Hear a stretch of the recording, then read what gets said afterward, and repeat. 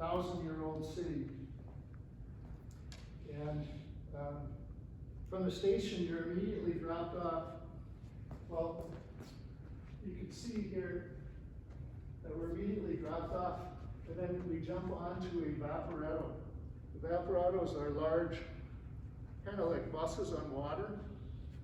The experience is very surreal and exhilarating with the sounds of Italian conversation, strange smells, and the sight of ornate buildings built in the 1300s on either side of you as you cruise down the Grand Canal. Here is the route we will take from the train station to the hotel along the Grand Canal. So we start from here and we head down. Our hotel is by the Rialto Bridge, which I'll show you, and then we head to San Marzo Square, the famous square with the bell tower. And so that's our itinerary. This is one of the photographs I took in 1975 with my old camera. So they're a little fuzzier, but they're slide film, so they still hold the color pretty well. But that's the Grand Canal. And there's many different types of boats here that you wouldn't expect. What kind of boat do you think this is on the right? Can you make a guess? It's a hearse. Yeah. Yeah, you can see it's all black.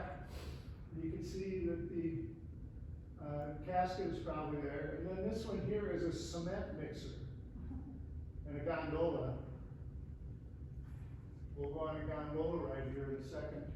But you look on either side and there's these 700-year-old buildings that are slowly sinking into the Mediterranean Sea, unfortunately.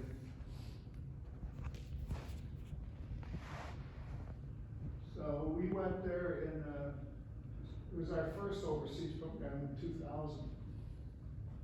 But it's a beautiful city, and the most iconic place there is the Rialto Bridge, which has a number of shops on it. And so it's a great meeting place to look down on the gondolas. And it's a typical place to get your photograph overlooking the canal. And one thing to do in Venice, as in almost every European city, there's a fish market. And it's a great place to start your day out because you get a real feel for what the people are like in Italy, in the language. Everybody's speaking in Italian. And our hotel was nearby, the Hotel Bernardi, on these skinny little streets. And as you walk through Venice, every other street is a canal. So there's a bridge to cross. There's kids playing on their bicycles. So it's a very different city that way. And so the first morning we go to the gondola station and we set up a gondola ride with 3 or 4 people in each gondola, and you'll hear them singing "O Sole Mio" in Santa Lucia. And sometimes they'll let you steer the boat, like one of my students there.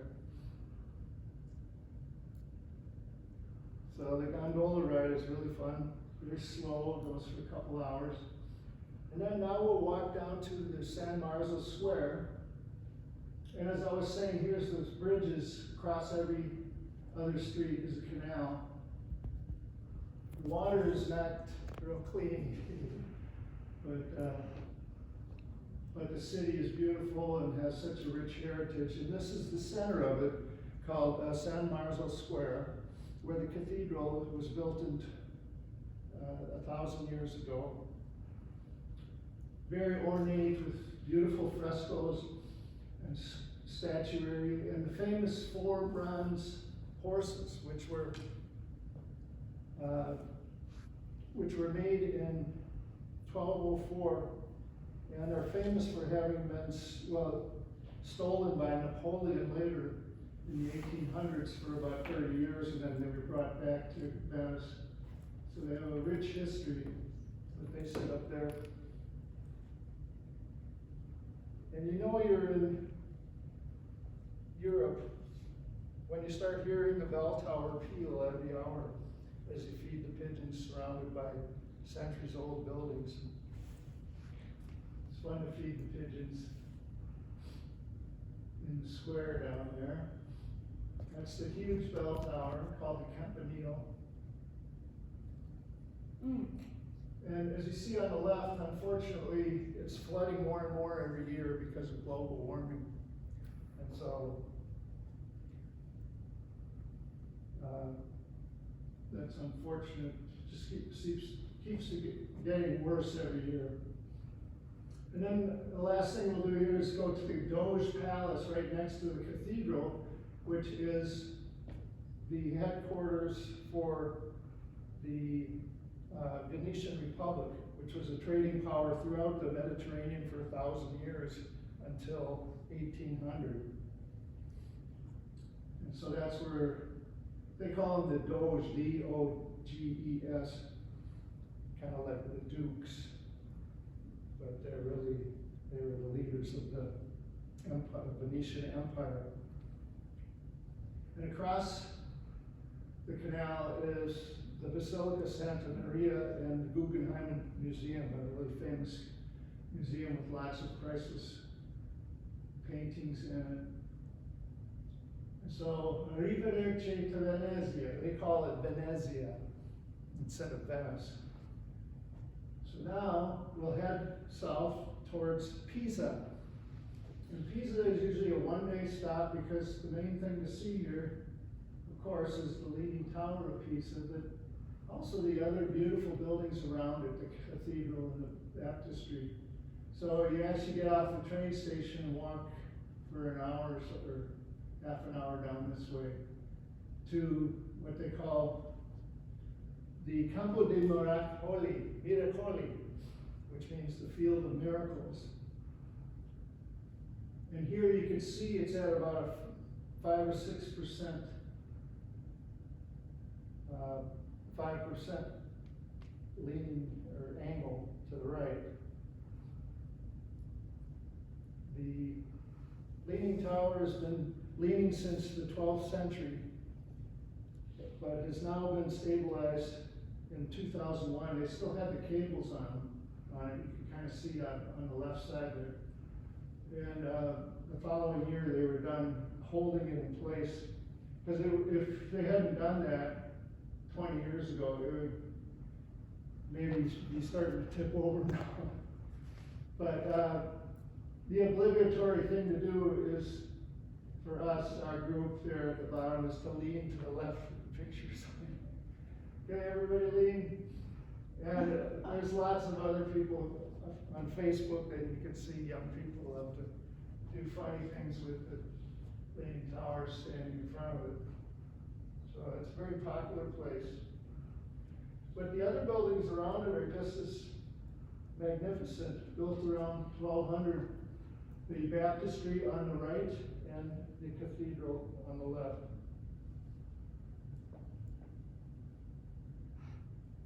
So, and another thing you can do is pay about $15 for the ticket to the top of the Leaning Tower, and you look down over the top of the cathedral and the baptistry. So now let's head down to, or east, about an hour to Florence. In fact, up the river, the Arno River. Pisa and Florence are on the Arno River, which goes west of the Mediterranean Sea. And there's beautiful scenes throughout Tuscany. San Gimignano on the left, and Siena, Arezzo. There's lots of beautiful little towns, which we may visit another time. But Florence is the jewel of the Renaissance. And let's take a little tour here. You can see the Duomo is the famous cathedral along that Arno River. So a typical itinerary, I've been there 4 times, and usually you get off at the train station and you head over to the Duomo. We'll show you this in detail, the baptistry, the bell tower. And then everybody wants to see the David, which is over here, the Academy where Michelangelo's great David is. And then the center of town is the Piazza Signora. And we'll show you that. And then Santa Croce is another beautiful little plaza. And then the Uffizi Gallery with the great paintings. And the Ponte Vecchio is the bridge across, the famous bridge across the Arno. The Bibli Gardens will end up with. And so, if you look down on Florence from the top of the Duomo, the cathedral dome, Duomo just means dome. You can kind of see the red tile rooftops from the 1400s, 1500s. Such a great history here we'll talk about. But usually we start in the Piazza Signora, where there are numerous huge statues on display. You're transported back into the 1500s when the history of the city had worldwide influence with Michelangelo, Leonardo da Vinci, Dante, and Galileo living here. So this is the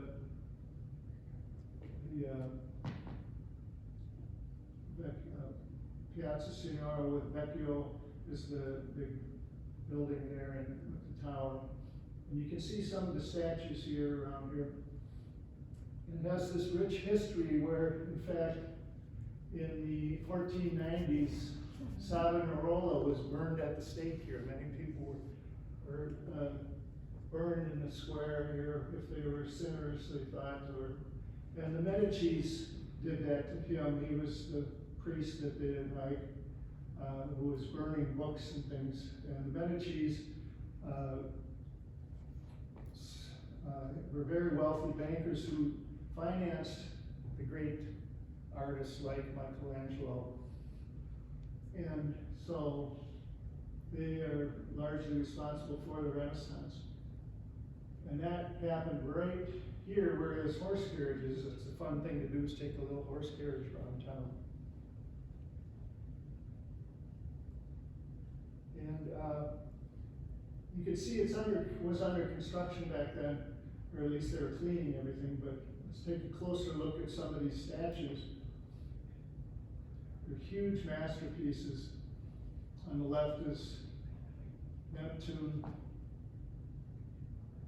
And here's Perseus in bronze from the 1500s. He's just beheaded Medusa. When I was 20, I took this picture on the right. I kind of looked up at the Vecchio Tower. Here's the rape of the Sabines. And Medici on horseback. And Hercules on the right. And on the left is the David.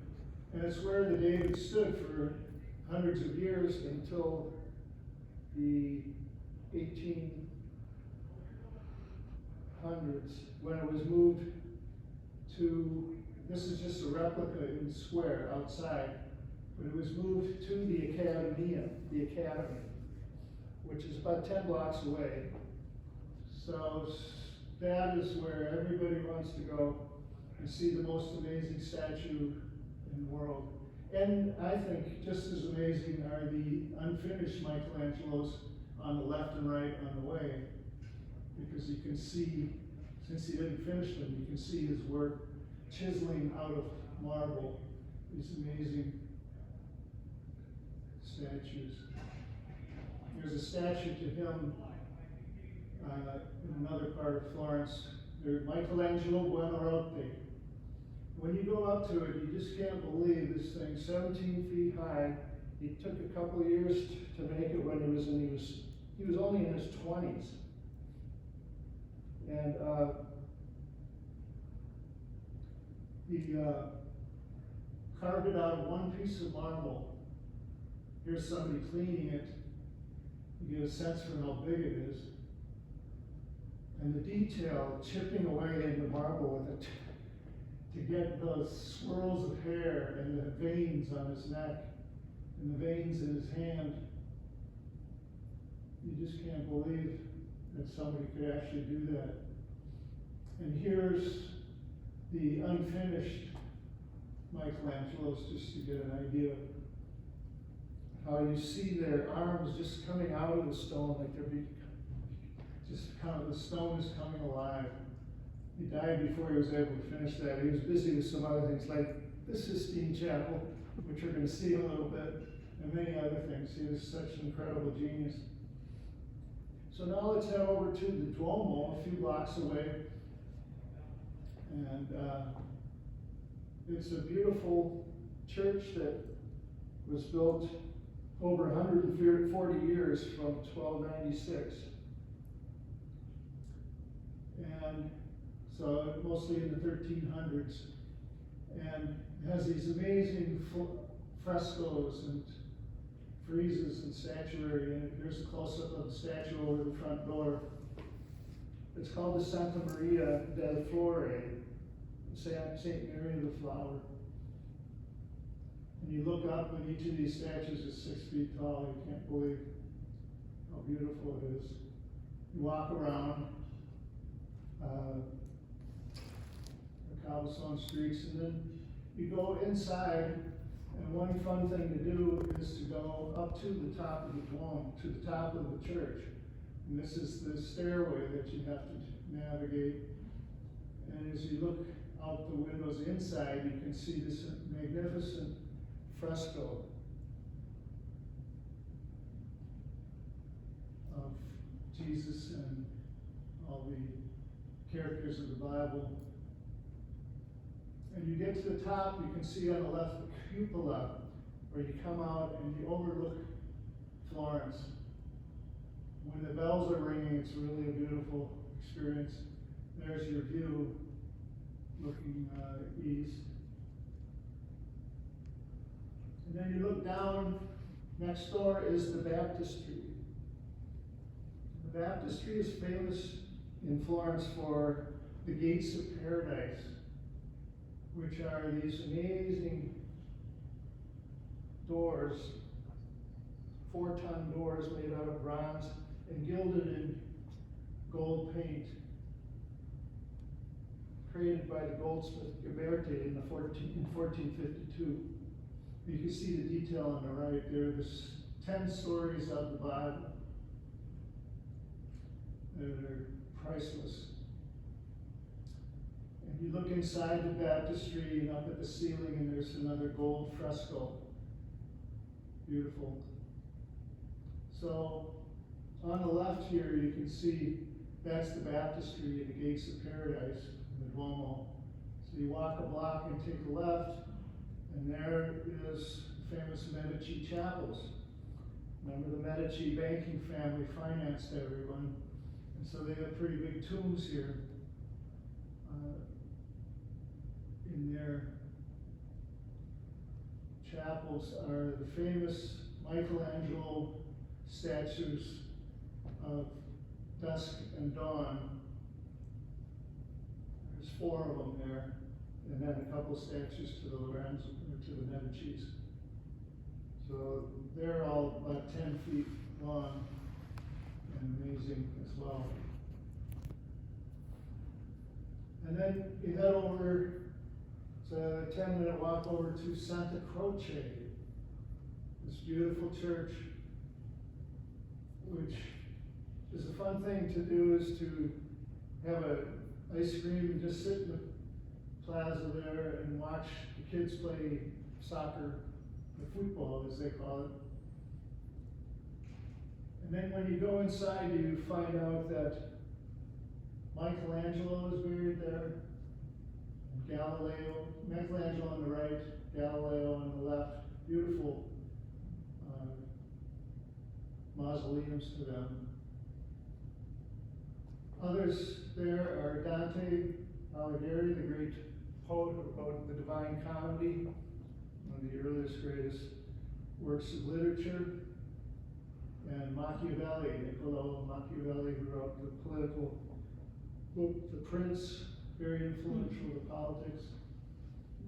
And there's Michelangelo in the middle. Question? Oh, if you have any questions, please stop me. I love to answer. I'm a teacher. I taught world history, so I love to answer questions if I can.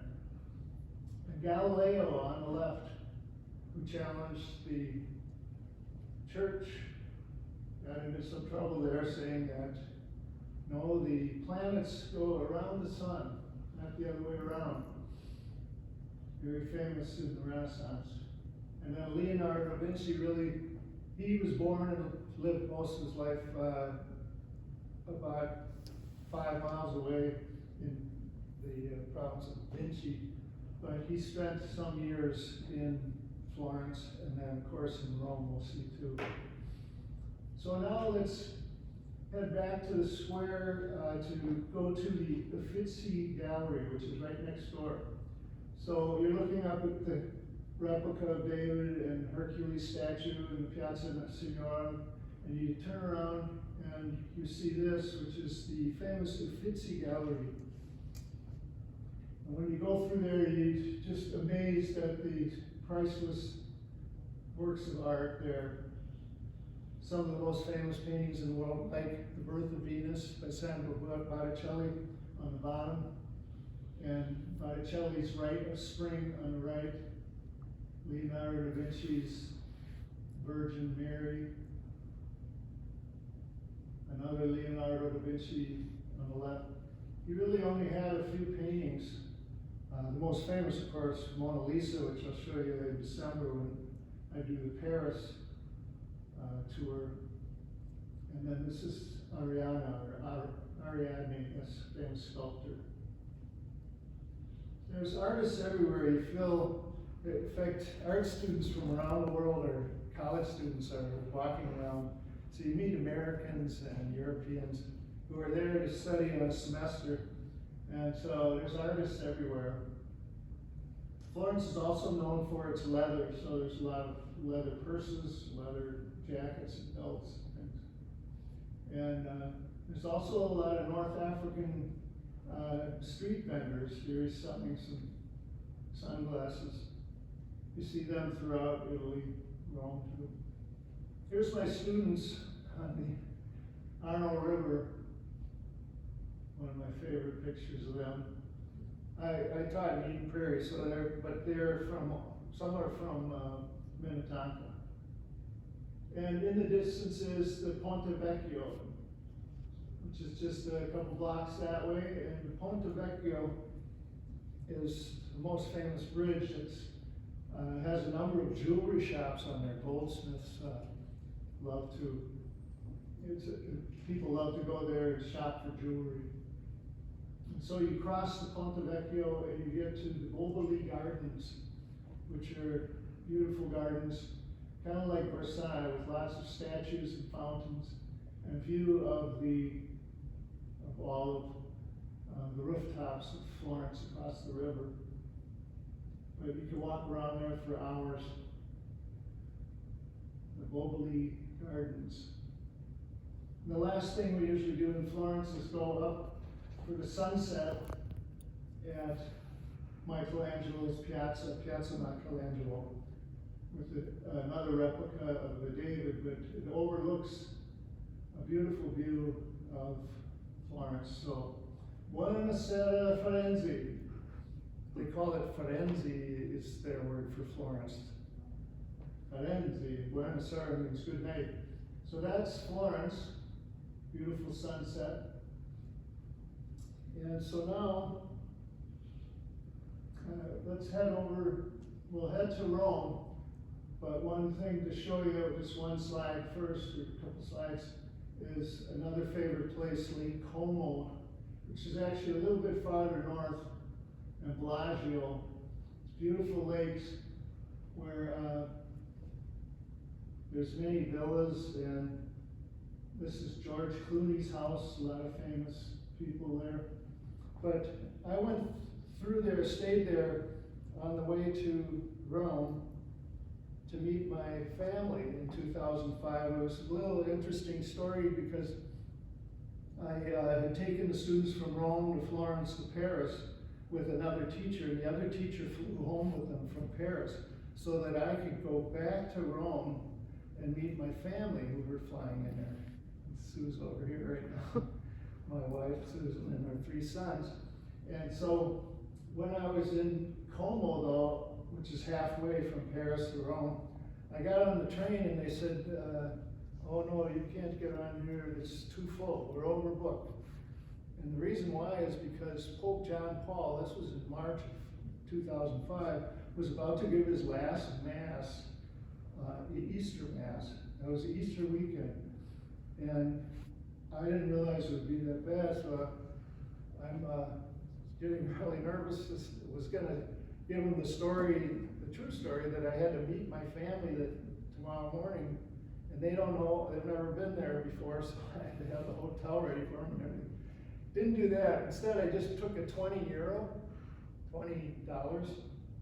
and then kind of flashed it to him like this, and he just looked the other way and he grabbed it, and he just started walking away. And so he let me get on the train, thank God, otherwise I would have been stuck in beautiful Como. But instead I made it to Rome.